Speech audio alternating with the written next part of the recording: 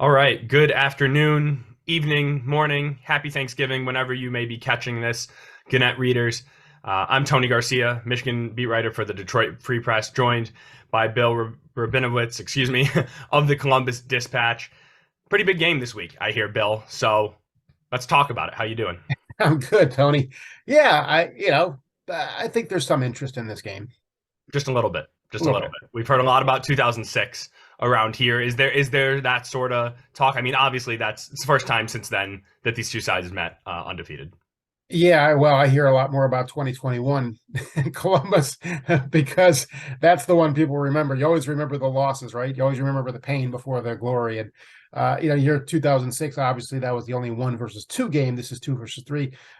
2016, the famous, or if you're in Michigan, infamous double overtime game when again it was 2 versus 3. The JT Barrett, did he make the first down or not? So the fact that Ohio State lost last year, first time in a decade, losing to Michigan, and I don't think the stakes could be higher.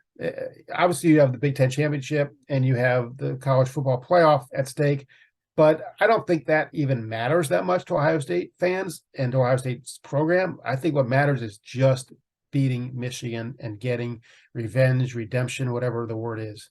Right. And that's interesting because it's been a little while, right? Because obviously the 2020 game sort of whatever happened there, the sickness, the not, however that's framed. Michigan had a COVID outbreak within the program, and I think that was the year Ryan Day was talking about hanging 100 on them. Then Jim Harbaugh comes back last year with the born on third base comments. I think he sort of walked that back, certainly a bit this year, but he did admit that that's who it was about. But what struck me when at the press conference on Monday, and I'd love to hear about your thoughts from what Ryan Day said as well. Just sort of the respect that Michigan has, or is at least saying out loud to the masses for Ohio State. Obviously, the hatred is underlying there. But after watching the Michigan State rivalry, and that's not the game that we're talking about, so I don't want to get too far into that. But the hostility there, and just we totally lost cabin pressure that week, and since then with everything that's transpired, right? This has a very different tenor. I mean, Harbaugh used the phrase superheroes. It is, they hate each other, but I think they do respect each other. I wonder, has Michigan earned Ohio State's respect after that last year when Ohio State had it, what was it, 14 of 15, 15 of Yeah. 16, and eight in a row? Yeah, I think you're right. I think there is certainly a baseline of support, of respect in this rivalry, which is what makes it special.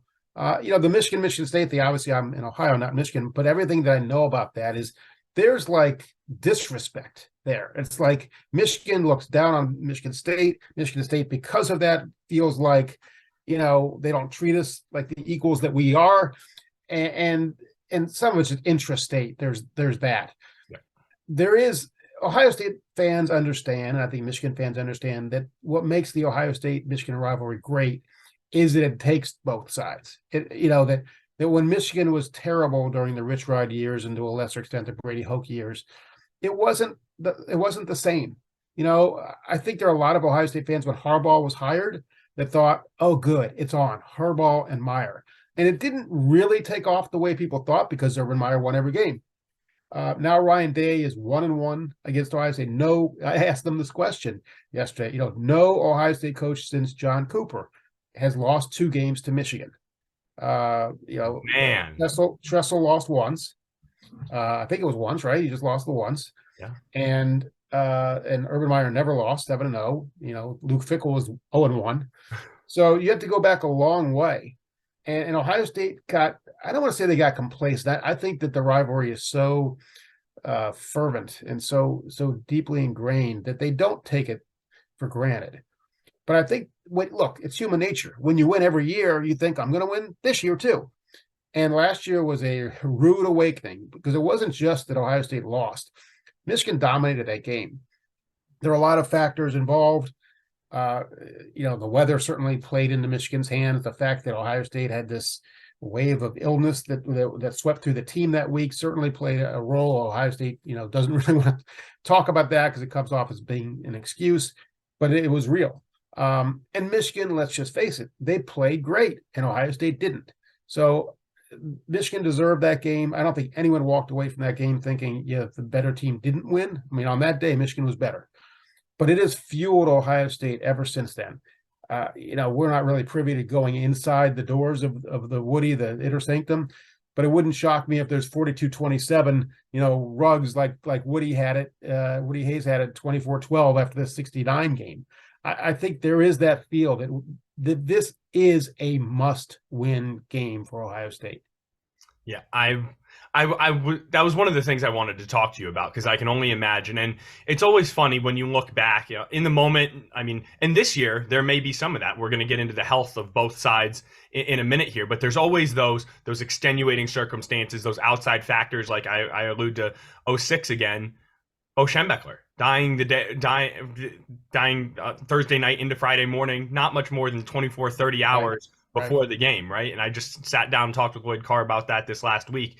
And he said, because after Thursday's done, the physical work is done. It's mental prep from there. And he said he underestimated. Of course, you're trying to rally and do it for Bo and the whole thing, but he didn't really realize what these players were walking off the bus and walking into when they got to Ohio. And last year, Ohio State, like you mentioned, the sickness, the weather, playing into a ground and pound team for Michigan, not as much for sort of a spread them out Ohio State high-powered passing attack.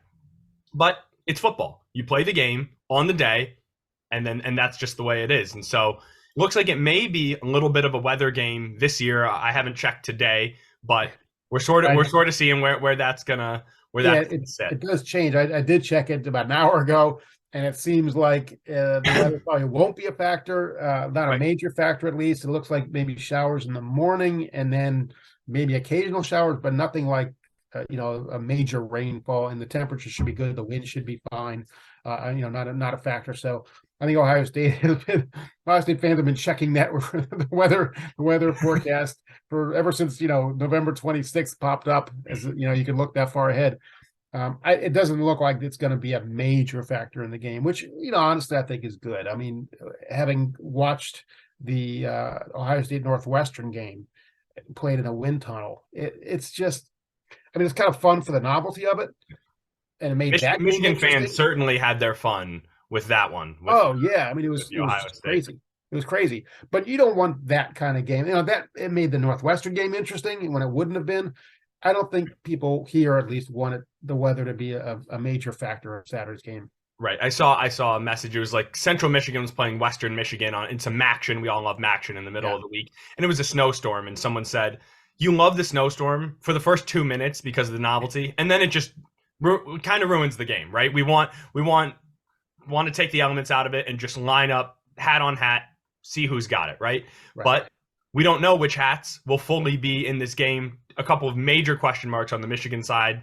Of course, Blake Corum, the big one. Even Donovan Edwards, the second string back, hasn't played in 2 weeks. Corum left the game against Illinois last week, and I'd love an update from anything I know how these things go. The coaches love to be tight-lipped about injuries, but Mayan Williams, Travion Henderson, who do you expect? Obviously Dallin had a great game last week. What do you see in the running game on both sides? Yeah, it's just a guess. That's all it can be. I think that a knee injury for somebody like Blake Corum, the way he runs, the quick darts, and the way he can make people miss.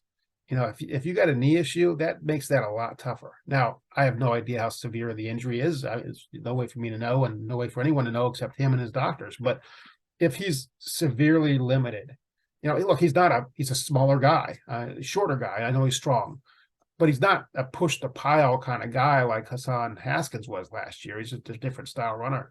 So if he can't cut back and be elusive, that's going to really limit his effectiveness if he can play at all. And who knows? There's no way to know. As far as Ohio State goes, Dallin Hayden's emergence has made it a less pressing issue because that you can rely on him as much as you can a freshman. He seems to be a very responsible, mature guy.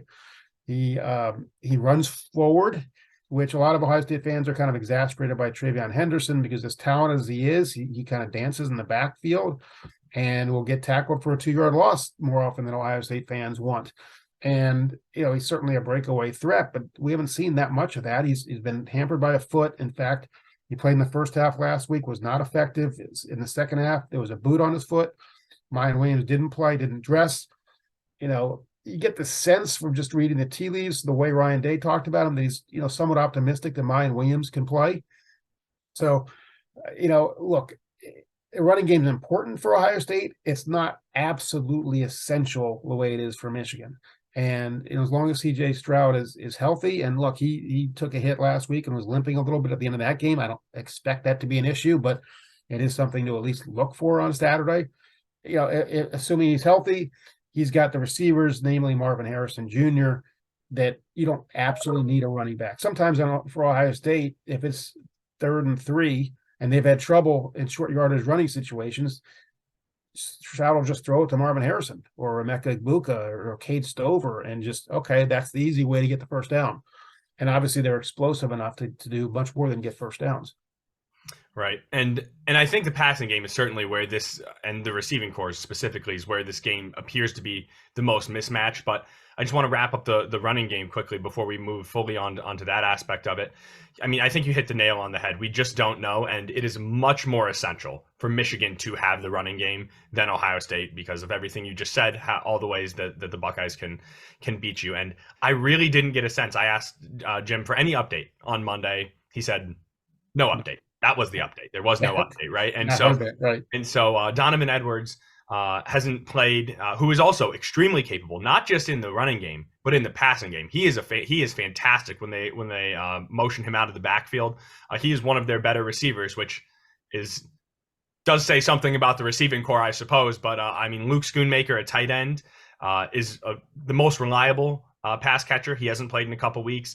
Donovan Edwards, 2 snaps on the opening series 2 weeks ago against Nebraska, hasn't played since. So we're just not sure about either of them, who are 2 critical pieces. But Corum is the straw that stirs this drink. We have been in this sphere sort of asking ourselves a little bit of chicken or the egg, right? Because this offensive line is so good. Does the running game go because the offensive line goes, or does the offensive line look so good because of the back? Which way does it go? And oftentimes it's both, right? They can both be tremendous. And Michigan's offensive line, I think, is even better than last year, which won the offensive line of the year award and the Joe Moore Award. And so I thought that it was a little bit of both. But yes, he's young, he's a freshman. But when CJ Stokes and then you got walk-ons like Isaiah Gash and other youngsters like Tavier Dunlap, when they run for a combined 40 yards on 18 carries in the second half against Illinois, I know Illinois is a good defensive front, but they're not supposed to be Michigan's defensive front, right? Like Michigan's front is supposed to be even better. And 18 for 40, that is clearly not going to get it done. So I think a big reason for concern, even if Corum's not at full health, you just wonder if this Michigan running game will get it going, which is why I wrote about today. It's on JJ. It's on JJ McCarthy, and so now we turn it to the passing game, unless it looked like you maybe had one more thought about the running game. No, not really. I mean, except to say that the Ohio State's defense is much, much better against the run this year than it was last year. Jim Knowles was brought in to fix the defense. He has. Obviously, the biggest test is Saturday. But their run defense all year has been pretty good. And some of it is not just Jim Knowles. It's these guys went through the growing pains last year. They were not ready to play. I mean, they're coming off a COVID year when nobody got to play much, and more significantly, didn't get to practice much. So they got thrust in. The back 7 was really inexperienced. Just to give you an idea, last year they lost Josh Proctor in the Oregon games, safety, and that you could just see the impact. He was a big hitting, very rangy safety, and they just could not find a replacement the rest of the year and were exploited the rest of the year. This year, he's not even a starter. Lathan Ransom has taken his job. And so, there's so much better. I mean, you go down the line, Zach Harrison's a much better player. JT Tuamoloau is a much better player. Tommy Eichenberg is a different player entirely. Steel Chambers is now comfortable. Ronnie Hickman's still a really good player. They are just, except for the cornerbacks, which are unexpectedly shaky, and a lot of that's because of injuries. They're finally now getting healthy. The defense has been pretty rock solid. And so I would be surprised if Michigan's able to just run the ball down Ohio State's throat the way it did last year, even though I know that Michigan's offensive line is very good. Even would you still feel that way? I wonder, even if Corum full health, no Yeah, question. yeah. I mean, look, Okay. Corum, a fully healthy Corum is going to get his yards. Yep. But is it the difference between, let's say, 100 or 120 and 200? I mean, Haskins had 5 touchdowns last year. Yeah. I mean, you're not going to beat a team that has that. So, the other thing is, Ohio State they're so much more in sync. So they just look like 11 players playing as one unit, which last year there was just a disconnect. You could just see it on the field. It was just, what are they doing? You'd look there, what are they doing? Where's this guy? You don't see any of that this year. Yeah. And I think that segues perfectly into the one area there is a disconnect with this Michigan team is the passing game. JJ McCarthy, for as tantalizing as he is, you can see the promise. You can hear and feel how much these players and coaches respect him and really believe in him. But the last 5 games, he's been held to under 170 passing yards in 4 of them. He hasn't turned it over in those, but just 5 touchdowns, no picks. And if you don't have a running game, you're going to have to get it done. And I thought I always struggle with the word. I don't know if funny is the word or ironic or maybe just like, it just didn't feel like the right question to me. It's a fair question. People can ask it, but people were asking JJ McCarthy when we spoke to him last night, Tuesday night, how are these road environments that you've been in this year going to prepare you for Columbus? They've had 8 home games. They played at Iowa, tough place to play, but it was noon at the beginning of October. In the last 7 weeks, they've had 2 road games in Bloomington and in Rutgers, right? These are, you can't even say apples and oranges, right? I mean, this is apples and hammers, like whatever you want to call it. It is 2 completely different worlds. And I am extremely interested to see how JJ McCarthy handles it. But as you say, if there is a weakness in Ohio State's defense, it's the secondary. Yeah. And especially a secondary in terms of pass coverage. It's really the cornerbacks. Denzel Burke was really a lock. He was a surprise last year. He was the one guy that exceeded expectations on defense last year as a true freshman. And this year he was hurt in training camp and just never really found his groove. He was better. He's been better lately. Cam Brown has missed most of the year, or at least half of the year roughly, and he's now back. I mean, they have some players, so there is hope that they will be better. It's not like they're like getting beat, like guys are running past them. They're in position to make plays. They just haven't made them enough. So that's where I think, I mean, the biggest difference in these teams is that. I mean, CJ Stroud and that passing game, when they're clicking, are pretty much unstoppable. And he makes throws that you just kind of, I mean, I covered the NFL for 12 years. He makes throws those were throws that a lot of NFL quarterbacks couldn't make. The sideline passes, you go, when he's letting it go, ooh, you sure about that? Because the angle, if he's off a little bit, could it be a pick six? It's not. And he does that consistently enough. Now, sometimes, especially lately, it's gotten a little bit, what's the right word? I don't want to say cocky, but he's been a little bit overconfident in his ability to fit balls into tight windows. And he's mostly gotten away with it.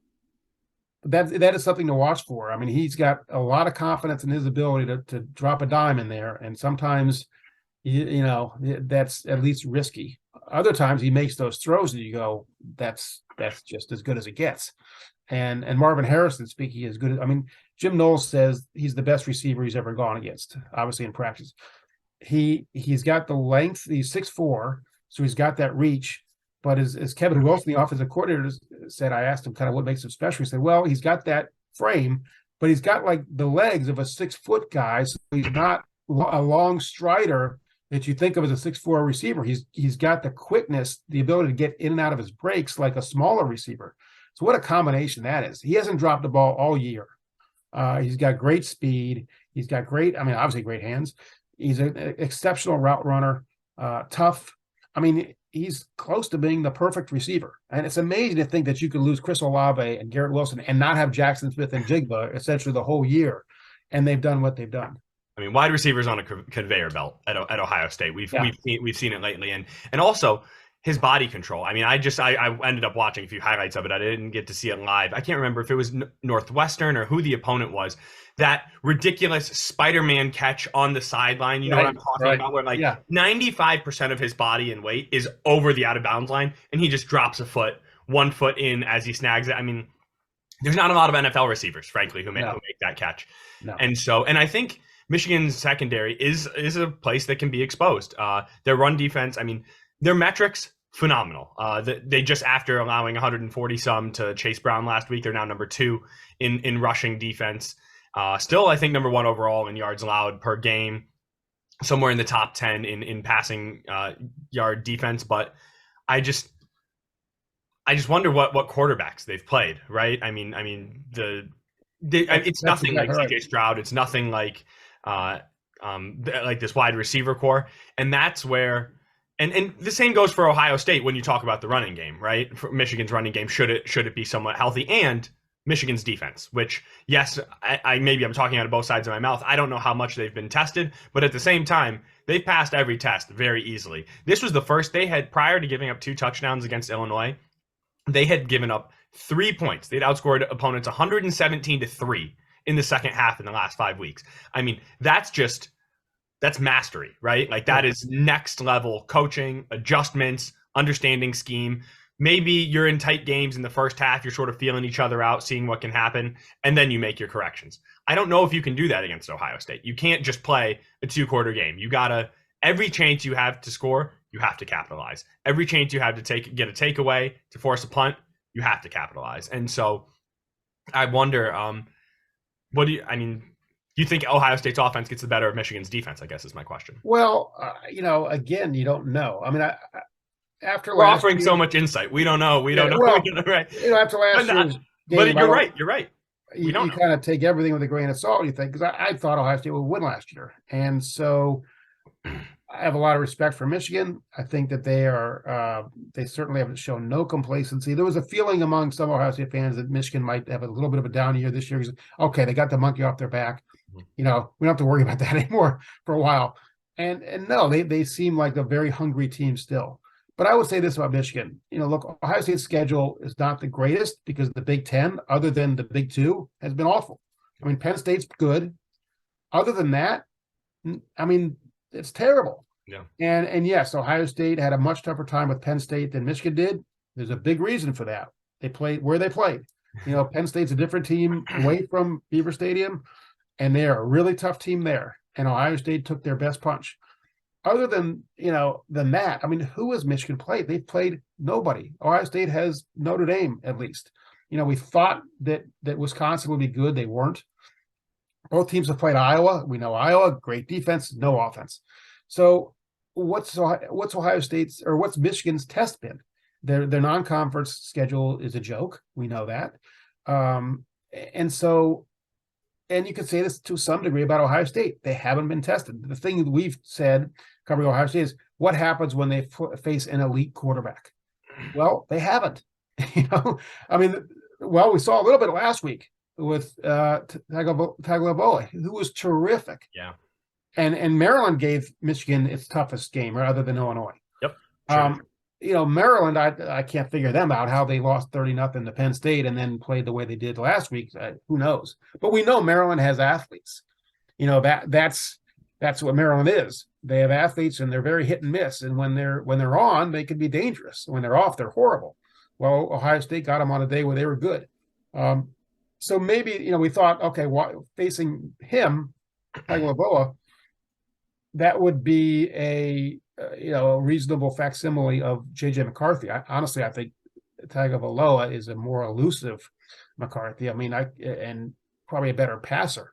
But they're similar in terms of style. I mean, they're both athletic and highly rated guys. And your point about McCarthy, I think, is a good one, because he hasn't, for as unflappable as I hear that he has never played in an environment like he's going to face on Saturday. I mean, they're going to be spitting fire. I mean, it's spitting venom. It's going to be crazy. Now, there's some players that absolutely feed off of that and just love it. And it sounds like he might be that kind of guy. Yeah. But until you experience it, and you can't hear the signals, and you get false start penalties and all that kind of stuff, which is going to happen probably. I mean, or at least it's something they're going to have to deal with. Silent snap counts. The fan is going to be a 12th man. And it's not always that way at the shoe. Sometimes it's gotten better, I think, but sometimes it's not the loudest crowd. Michigan gets that reputation too, right? The big house isn't that loud. I think Ohio Stadium's louder generally, but I think the crowd is going to be a factor. Ohio State has not lost to Michigan in Columbus since 2000. It's been a long time. That's why if I had to give an edge, I'd give it to Ohio State just because of what we've talked about. But for anyone who thinks this is going to be an easy game for Ohio State or that Michigan couldn't win, I certainly don't see it that way. I don't either. With Corum's questions, it's a lot harder to see a path. And while Michigan had not been truly tested until Illinois, which had a lot to do with who they were missing for that game, frankly, they looked much more impressive from start to finish of the season in on a game-to-game, week-to-week situation, I think, than Ohio State did oftentimes. I mean, Ohio State would always get it together. You look at the end of the game, they always got 45, 50 points, right? And yes, we talked about the wind tunnel at Northwestern, but a little sloppy against Northwestern. They really escaped one in Beaver Stadium, as you mentioned. It's a 3-point game in the fourth quarter against Maryland. Like, there were a number of these games that were one-possession games in the fourth quarter. Michigan didn't have any of those. And so while they played no one, it's not like they were just surviving, right? They were pounding teams into the ground and moving on, which is why I was saying it's not their fault. I mean, the non-conference, that's their fault. It's not their fault who they're playing in the Big Ten, right? It's not their fault Michigan State is down and Maryland is the super Jekyll and Hyde, and Penn State, they got them at home. It's just the way the schedule broke. Right. But when you got 8 home games thus far and a young quarterback, it's all the things we've said. It's all the questions we've said. But I will say, while I haven't been I've wanted to be sold on J.J. McCarthy, but I've yet to see him do anything that Cade McNamara did not do last year. I still think he's the guy. I think he's a better leader for reasons I'm not going to get into right now. But he has appeared to be unflappable. Now, this is the most flappable situation that one can go into. But if there is a strength, it's not just his ability to scramble. It's not the fact that he really has a howitzer when he really wants to unleash it. It can be wild when he's really slinging it, but he's got a strong arm. He can extend the play between the ears. It's remarkable for him to just be a true sophomore and be as dialed and locked in it as he is. So I think that's big. Let's get a key and a prediction, because just to follow your point, I would say that Michigan has played more consistently to their potential than Ohio State, but I would say Ohio State's potential is higher than Michigan. That feels like a great way of putting it. And so, yes, Ohio State at 80% might still be better than Michigan at 95. Michigan at 95 or Ohio State at 70. No, I wouldn't say that. I mean, Ohio State will have to play well on Saturday. They cannot play the way they did against Maryland and win. But I think they will. I mean, I think that the other factors, they have to guard against being too amped up and wanting it so much that you're tight. CJ Stroud said he never gets nervous before a game. If he ever is going to be nervous, it'd be this one. He hasn't beaten Michigan as a starter. So, we all assume that he's going to the NFL next year. The last thing he wants to do is go to the NFL with an 0-2 record against Michigan. I just think that it means so much to this Ohio State team. The last 20 years, there's been a perception that the rivalry has meant more to Ohio State than Michigan, partly because Michigan does have Michigan State. And there's no debate with Ohio State, is Penn State a bigger? No, of course not. So the fact that Ohio State dominated the rivalry for so long gave Ohio State fans this feeling of, joy and superiority. And that was shaken last year. Now it's like, oh man, is Michigan back? I mean, are they really is it a 50-50 rivalry again? And so Ohio State really wants to assert itself this year and say, okay, last year we'll give you last year, but we're still the Kings. Right. No, and on Michigan's end, they feel back. They feel back. They talk back. They act back. And they said it all flipped after that COVID year. 2-4 was the inflection point, right? Was Jim going to get let go? I still believe, and I wonder if Michigan does play that game against Ohio State and it gets as out of hand as many think it could. I wonder if Jim is still here. But they had a turnaround nobody saw coming in Yeah. 2021, which really is a testament to the program and to the vision that they saw when I and others didn't see it. And to come back this year and be 11-0, no matter who your schedule is against, there's only a few teams in the country that every year you kind of expect to do that. And Michigan for a long time has not been one of them. Next year, I don't think anyone's going to be picking Michigan to win fewer than 10 games, right? And so it really does feel like a return. Man, this is a big spot for both teams. It's why we love what we do. Let's get a score from you, then I'll give one, and we'll call it. Well, maybe it's because I'm tired, and maybe it's just because I'm, what the hell.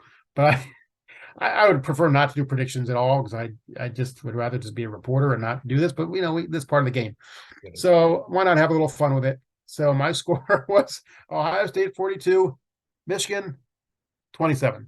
Wow, I'm sure you just pulled that out of nowhere, right? Yes, just a gut feel. Yeah. If sports can't be fun, why bother? No, it's why we're here. It's why we're all here. We'll leave the stress to the people with the headsets on and the pads on, and we're just gonna document what happens. Man, I wish, and it's so tough with this many unknowns, right? If we knew a little more, just health-wise, especially on Michigan's end, I feel like I'd have a better pulse on this. Michigan hasn't really given up more than 20-some points in a long time, since Maryland, I think. But this is not Maryland. This is not another team. Isn't it the 100th year of the horseshoe? Am I remembering that? It is. Yes, it is. I mean, 100th year of the horseshoe, game day, Fox. Haven't won this game since 2019. Ohio State hasn't gone that long without winning this game since I don't know when. And yes, one of the games wasn't held. But that's enough filibustering from me. I'm going to go Ohio State 37, Michigan 27. And so I think Michigan still – I think they finally hit a big play. And I think Corum tries to give it a go. But it's just if Michigan's not at 100% going into this setting, it's just hard to see. They haven't won it. Last year I was wrong because I was saying I'm picking Ohio State until I see Michigan prove it wrong. Then I'll reset and reassess every year. It kind of holds true on the road. They haven't won on the road since 2000. I want to see them do it. I was planning on picking Michigan up until Illinois, but then with the injuries, with how much they struggled, I was like, I just can't do it in this spot. So I was tempted to also until Corum and then the Illinois struggles. Yeah. And so one way or the other, we are going to find out about 3:30 on Saturday which team has the inside track to the college football playoff and which is going to be waiting for a little bit of help from the outside, because both have interesting arguments to be a one-loss non-champion and still get in. I think Ohio State has the better chance there. I think Michigan ends up in the Rose Bowl unless USC loses, LSU loses, and then it's like we really just got to pick a fourth team. I think Michigan has a great argument to be that fourth, but thankfully we're not on the 13-man committee and we just get to write about it. So Bill, thank you so much for joining me. I hope you have a great Thanksgiving, and I'll make sure that we cross paths when I'm down in Columbus. Where should I eat? Yeah. Lots of places in Columbus. There are lots. All right, we can take it offline. You can yes. shoot me some recommendations. Yes. Well, thank you, Tony. Nice doing this with you. I appreciate it. Yes, likewise. And so for all the readers, you can catch his work on Dispatch and mine at thefreep.com. See you Saturday. All right. Thanks, Bill. Yep. Thanks, Tony. Pleasure to meet you. I'll see you on Saturday. Sounds good. Yeah. All right, take Let's get a trip down. All right. Bye.